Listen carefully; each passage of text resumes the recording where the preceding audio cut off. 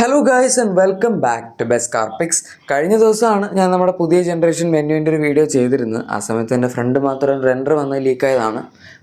Render മാത്രമാണെന്ന് പറയായിരുന്നു, ലീക്കായതല്ല. പക്ഷേ ഏകദേശം ക്ലോസ് ടു റിയൽ ലൈഫ് ആയിട്ടുള്ള ഒരു ഫോട്ടോ ആയിരുന്നു അത്. അതുകൊണ്ട് തന്നെയാണ് നമ്മൾ വീഡിയോ ചെയ്തത്.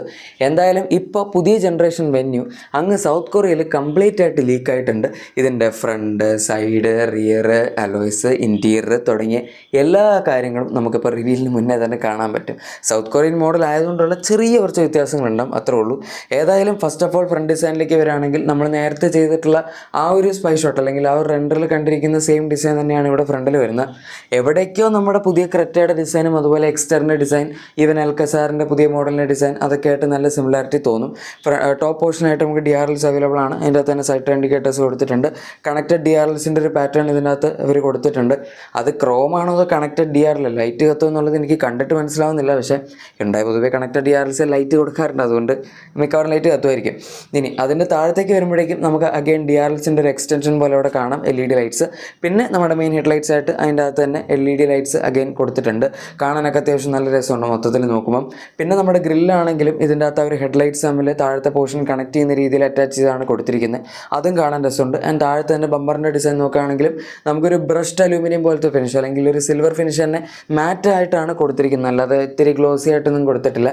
അതും കാണാൻ അത്യാവശ്യം നല്ല നീറ്റായിട്ടുണ്ട്. അതായത് ഒരു പ്രീമിയം ലുക്കിലാണ് മൊത്തത്തിൽ ഈ വാഹനം വരുന്നത്. ഒരുപാട് സ്പോർട്ടി ആയിട്ടുള്ള ലുക്കാണ് എന്നൊന്നും പറയാൻ പറ്റില്ല, പക്ഷെ എന്നാലും കാണുമ്പോൾ മൊത്തത്തിൽ അത്യാവശ്യം അപ്പീലിംഗ് ആണ്. ഒരു മിനി കറക്റ്റ പോലെയൊക്കെ തന്നെയുണ്ട് ഫ്രണ്ടിൽ നിന്ന് കാണാൻ.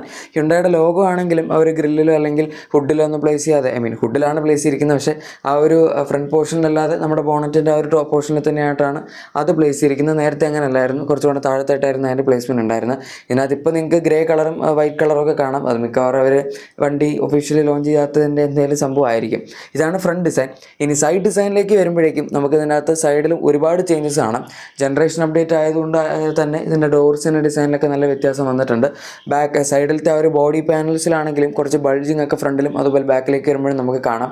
ഹ്യുണ്ടായുടെ ഇപ്പോഴത്തെ പുറത്തുള്ള വണ്ടികളിലൊക്കെ ഈ ഒരു ടൈപ്പ് ഡിസൈനാണ് വരുന്നത്. പിന്നെ ORVMസിൻ്റെ ഡിസൈൻ മാറിയിട്ടുണ്ട്, കുറച്ചും കൂടി സ്പോർട്ടി ആയിട്ടുള്ള ORVMസിൻ്റെ ഡിസൈനാണ് വരുന്നത്. അതിൻ്റെ അകത്ത് ഇൻഡിക്കേറ്റേഴ്സിൻ്റെ പാറ്റേൺ ആണെങ്കിലും നല്ല സ്ലീക്കായിട്ടാണ് കൊടുത്തിരിക്കുന്നത്. കുറച്ചും കൂടി സൈസും കൂടിയിട്ടുണ്ട് ആക്ച്വലി ORVMസിന്. പിന്നെ ഡോർ ഹാൻഡിൽസ് കാണാം. അത് നമുക്ക് മറ്റേ ഫ്ലഷ് ഫിറ്റിംഗ് ഒന്നും അല്ല, നോർമൽ ഡോർ ഹാൻഡിൽസ് ആണ്. പക്ഷെ എന്നാലും കാണാൻ അത്യാവശ്യം നല്ല നീറ്റായിട്ട് ഇൻറ്റഗ്രേറ്റ് ചെയ്തിട്ടുണ്ട്. അലോയ്സ് ഈ വണ്ടിയിൽ 16 ഇഞ്ചാണ് അവർ കൊടുത്തിരിക്കുന്നത്. നമുക്ക് ഇന്ത്യയിൽ മിക്കവാറും സ്റ്റാൻഡേർഡ് വേർഷൻസിലൊക്കെ 16 ഇഞ്ച് തന്നെ ആയിരിക്കും കിട്ടുന്നത്. പക്ഷേ എൻലൈൻ മോഡൽ നമുക്ക് ഇന്ത്യയിൽ 17 ഇഞ്ച് കിട്ടാൻ സാധ്യതയുണ്ട്. കാരണം അത് ടെസ്റ്റ് ചെയ്യുന്ന വണ്ടിയിൽ കുറച്ചും കൂടി വലിയ സൈസുള്ള അലോയ്സ് ആയിട്ടാണ് തോന്നിയിരിക്കുന്നത്. ഏതായാലും ഈ സെയിം അലോയ്സ് വെച്ചിട്ടല്ല അവർ ഇന്ത്യയിൽ ടെസ്റ്റ് ചെയ്യുന്നത്. ഇത് സൗത്ത് കൊറിയൻ മോഡലിൻ്റെ അലോയ്സ് ആണ്. അതുകൊണ്ട് അലോയ്സിൻ്റെ ഡിസൈനിൽ എന്തായാലും വ്യത്യാസം ഉണ്ടാവും. പിന്നെ നമുക്ക് റൂഫ് റെയിൽസ് കാണാം. അതും എൻ്റെ താഴത്തേക്ക് നോക്കുകയാണെങ്കിൽ നമുക്ക് ക്വാർട്ടർ ഗ്ലാസ് ഒക്കെ ആണെങ്കിലും ഇതിനകത്ത് എടുത്ത് കാണാൻ പറ്റുന്നുണ്ട്. നേരത്തെ വണ്ടിയിൽ അത്രയും ക്വാർട്ടർ ഗ്ലാസ്സിന് എവിഡൻ്റ് ആയിട്ട് കാണില്ലായിരുന്നു, കാരണം ക്വാർട്ടർ ഗ്ലാസ് ഇല്ലായിരുന്നു. അത് നമ്മുടെ ഡോറിൻ്റെ അകത്ത് തന്നെ ഇൻറ്റഗ്രേറ്റ് ചെയ്തവർ കൊടുത്തിട്ടുണ്ടായിരുന്നുള്ളൂ. ഈ വണ്ടിയിൽ പക്ഷേ അതിൻ്റെയൊക്കെ ഇൻറ്റഗ്രേഷൻ നല്ല രസമുണ്ട്. ബാക്കിലായിട്ടൊരു അഡീഷണൽ വൈറ്റ് എലമെൻറ്റും വരുന്നുണ്ട്. അത് മിക്കവാറും കളർ മാച്ച്ഡ് ആയിരിക്കും. അതിൻ്റെ അകത്ത് തന്നെ, അതായത് പുറത്തെ പോർഷനിലായിട്ട് ഗ്ലോസി ബ്ലാക്കും അകത്തായിട്ട് നമ്മുടെ ബോഡി കളർ ഫിനിഷാണ് കൊടുത്തിരിക്കുന്നത്. എഗെയിൻ കാണാൻ അത്യാവശ്യം നല്ലൊരു ഡിസൈനർ എലമെൻ്റ് ആണ്. നമ്മൾ ഈ ഡിഫൻഡറിൻ്റെയൊക്കെ സൈഡിൽ കാണുന്ന ബാക്കിലുള്ള ബോക്സ് ഇല്ലേ, അതുപോലത്തെ ഇമിറ്റേറ്റ് ചെയ്യാൻ നോക്കിയതായിരിക്കും. പക്ഷേ അതിനകത്ത് ബോക്സ് ഒന്നുമില്ല, സംഭവം ഡിസൈൻ മാത്രമേ ഉള്ളൂ. ഏതായാലും സൈഡ് ബോഡി ഗ്ലൈഡിങ് സാധനങ്ങളൊക്കെ ഉണ്ട്. അതൊന്നും ഗ്ലോസി ബ്ലാക്ക് അല്ല, മാറ്റ് ബ്ലാക്ക് ആണ്. പക്ഷേ കാണാൻ അഗൈൻ അതും അത്യാവശ്യം നല്ല രസമുണ്ട്. ഇനി റിയർ ഡിസൈൻ ഏകദേശം നിങ്ങളിപ്പോൾ ഈ ഒരു ഫോട്ടോയിൽ കണ്ടിട്ടുണ്ടാകും. നല്ല രസമുള്ള റിയർ ഡിസൈൻ ആണ്. ഇതിൻ്റെ അകത്ത് കണക്റ്റഡ് ടെയിൽ ലാംപ്സ് ആണ് വന്നിരിക്കുന്നത്. ഭയങ്കര സ്ലിം ആയിട്ടുള്ള ലൈറ്റ്സ് ആണ്. നമ്മളിപ്പം ക്രെറ്റയിലൊക്കെ കണ്ടതിലും കുറച്ചും കൂടി സ്ലിം ആയിട്ടാണ് ഈ വാഹനത്തിൻ്റെ ലൈറ്റ്സ് കൊടുത്തിരിക്കുന്നത്. ആ ലൈറ്റ്സിൻ്റെ താഴത്തുള്ള, അതായത് കണക്റ്റഡ് ബാക്കിലത്തെ ടെയിൽ ലൈറ്റ്സിൻ്റെ തൊട്ട് താഴെയുള്ള ബ്ലാക്ക് പോർഷനിലാണ് വെന്യൂൻ്റെ ലെറ്ററിങ് വരുന്നത്.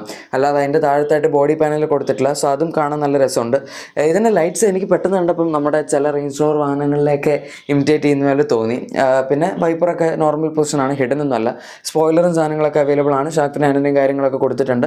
ആൻഡ് ആ ഒരു ടെയിൽ ലൈറ്റ്സിൻ്റെ താഴത്തായിട്ട് നമുക്ക് വീണ്ടും റിവേഴ്സ് ലൈറ്റ്, അതുപോലെ ഫ്രണ്ടിൽ കണ്ട ആ ഒരു DRLs ഇമിറ്റേറ്റ് ചെയ്യുന്ന രീതിയിലുള്ള നമ്മുടെ റിഫ്ലക്റ്റേഴ്സ്, അങ്ങനത്തെ സാധനങ്ങൾ കൊടുത്തിട്ടുണ്ട്. പിന്നെ ഫ്രണ്ടിൽ കണ്ടതുപോലെ തന്നെ ബാക്കിൽ നമ്മുടെ ആ ഒരു സ്കിഡ് പ്ലേറ്റ്സിൻ്റെ ഡിസൈൻ വരുന്ന ഒരു ബ്രഷ്ഡ് അലൂമിനിയം പോലത്തെ ഫിനിഷാണ്, ഒരു മാറ്റ് ഫിനിഷ് പോലെ തന്നെയാണ് കൊടുത്തിരിക്കുന്നത്. അഗൈൻ അത് നല്ല നീറ്റായിട്ട് അവർ പ്ലേസ് ചെയ്തിട്ടുണ്ട്.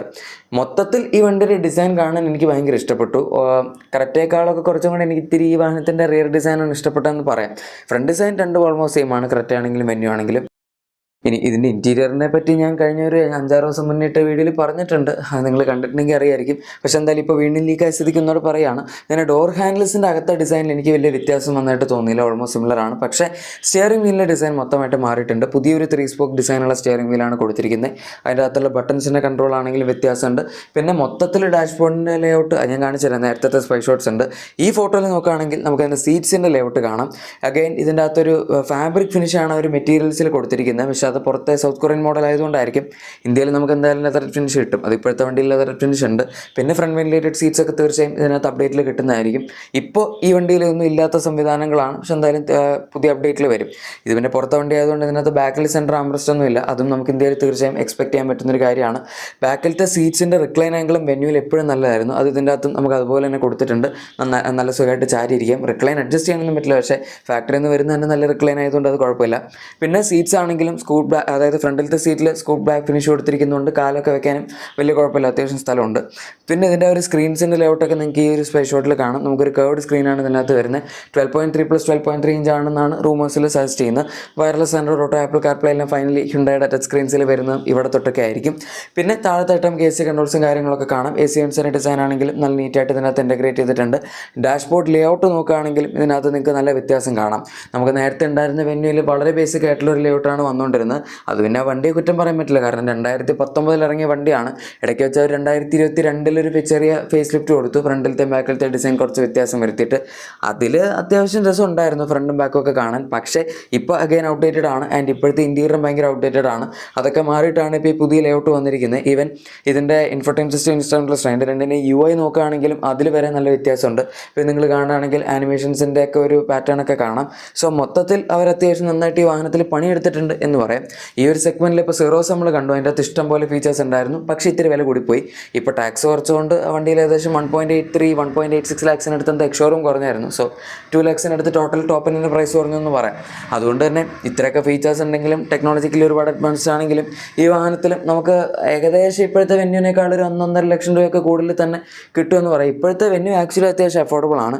ടോപ്പ് എൻഡൊക്കെ നമുക്ക് സോണറ്റിനേക്കാൾ ചീപ്പായിട്ട് ഈ വണ്ടി കിട്ടും. അത് പിന്നെ ഫീച്ചേഴ്സ് ഇല്ലാത്തതുകൊണ്ടാണെന്നും കൂടെ പറയാം. പക്ഷേ ബാക്കി എഞ്ചിൻ ഓപ്ഷൻസ് കാര്യങ്ങളൊക്കെ സെയിം ആണ്. അതുകൊണ്ട് നിങ്ങൾക്ക് അതാണ് വേണ്ടതെങ്കിൽ ഇപ്പോഴത്തെ വണ്ടി എടുക്കുന്നതുകൊണ്ട് കുഴപ്പമില്ല. പക്ഷേ ഞാൻ എന്തായാലും റെക്കമെൻഡ് ചെയ്യുന്നത് തീർച്ചയായും നിങ്ങൾ ഈ പുതിയ വണ്ടി വരുന്നവരെ വെയിറ്റ് ചെയ്യാൻ തന്നെയായിരിക്കും. എഞ്ചിൻ ഓപ്ഷൻസിൽ ഈ പുതിയ ജനറേഷൻ വണ്ടി വന്നാലും വലിയ വ്യത്യാസമൊന്നും ഉണ്ടാവില്ല. സെയിം 1.2 ലിറ്റർ എണ്ണ പെട്രോൾ ആയിരിക്കും. 5 സ്പീഡ് മാനുവൽ മാത്രമേ ഉണ്ടാവുള്ളൂ. പിന്നെ 1 ലിറ്റർ TGയുടെ ടെർബോ പെട്രോൾ എഞ്ചിൻ ഉണ്ടാവും. 3 സിലിണ്ടറാണ്. 120 PS 172 Nm ടോർക്കുമാണ് വരുന്നത്. 6 സ്പീഡ് മാനുവൽ ഇതിൻ്റെ എൻലൈൻ മോഡൽ എന്തായാലും ഉണ്ടാവും. അതിന് പുറമെ 7 സ്പീഡ് DCT ഓട്ടോമാറ്റിക് ഉണ്ടാവും. പിന്നെ 6 സ്പീഡ് IMT ട്രാൻസ്മിഷൻ ഉണ്ടാവും. അതിന് പുറമെ നമുക്ക് 1.5 ലിറ്റർ ഡീസൽ എഞ്ചിൻ ഉണ്ടാവും. അഗൈൻ 115 PS പവറും 250 Nm ടോർക്കുമാണ് വരുന്നത്. ഇതിൻ്റെ അകത്ത് ഇപ്പോൾ 6 സ്പീഡ് മാനുവലാണ് വരുന്നത്. പക്ഷേ ഇതിപ്പോൾ ജനറേഷൻ അപ്ഡേറ്റ് ആയതുകൊണ്ട് തന്നെ നമ്മുടെ സിറോസിലും അതുപോലെ സോണിക്കിലും 6 സ്പീഡ് ടോക്കൺ ഇൻവെർട്ടർ ഓട്ടോമാറ്റിക് ഈ സെഗ്മെൻറ്റിൽ അഗൈൻ ഇതിൻ്റെ അകത്ത് വരും എന്ന് നമുക്ക് പ്രതീക്ഷിക്കാം. ഇത്രയും കാലം മെനുവില്ലായിരുന്നു, പക്ഷേ സെൽറ്റോസിലൊക്കെ കിയ കൊടുക്കുന്നുണ്ട്, അതുപോലെ ക്രെറ്റയിൽ ഹ്യുണ്ടായും കൊടുക്കുന്നുണ്ട്. പക്ഷേ ഇതിൻ്റെ അകത്ത് മാത്രമേ അവർ കൊടുക്കാത്തുള്ളൂ. ഇതിനകത്ത് കൊടുത്താൽ മതിയായിരുന്നു, നല്ലൊരു ഓപ്ഷൻ ആയിരുന്നു അത്. ഇതിൻ്റെ ലോഞ്ചിനെ പറ്റിയൊക്കെ ഞാൻ പഴയ വീഡിയോയിൽ പറഞ്ഞിട്ടുണ്ടായിരുന്നു. ഈ വരുന്ന നവംബർ 4-നാണ് അവർ ലോഞ്ച് പറഞ്ഞിരിക്കുന്നത്. എന്തായാലും ഗൈസ്, ഈ വണ്ടിയെ പറ്റിയുള്ള നിങ്ങളുടെ അഭിപ്രായം താഴെ കമൻസിൽ പറയാം. പിന്നെ നിങ്ങളുടെ എക്സിസ്റ്റിംഗ് വാഹനത്തിന് എന്തെങ്കിലും ചെറിയ ആക്സറീസ് ക്ലീനിങ് പ്രോഡക്ട്സ് ഒക്കെ ആണെങ്കിൽ നമ്മുടെ ഡിസ്ക്രിപ്ഷൻ അല്ലെങ്കിൽ പ്രൊഡക്ട്സ് ടാഗ് ചെക്കൗട്ട് ചെയ്തേക്കാം. വീഡിയോ ഇഷ്ടപ്പെട്ടെങ്കിൽ ഉറപ്പായിട്ടും ലൈക്കും സബ്സ്ക്രൈബും ഷെയറും കൂടെ ചെയ്ത് നമ്മൾ സപ്പോർട്ട് ചെയ്യാനും മറക്കണ്ട. നമുക്ക് മറ്റൊരു വീഡിയോയിൽ കാണാം. അതുവരെ thank you for watching my video and good bye.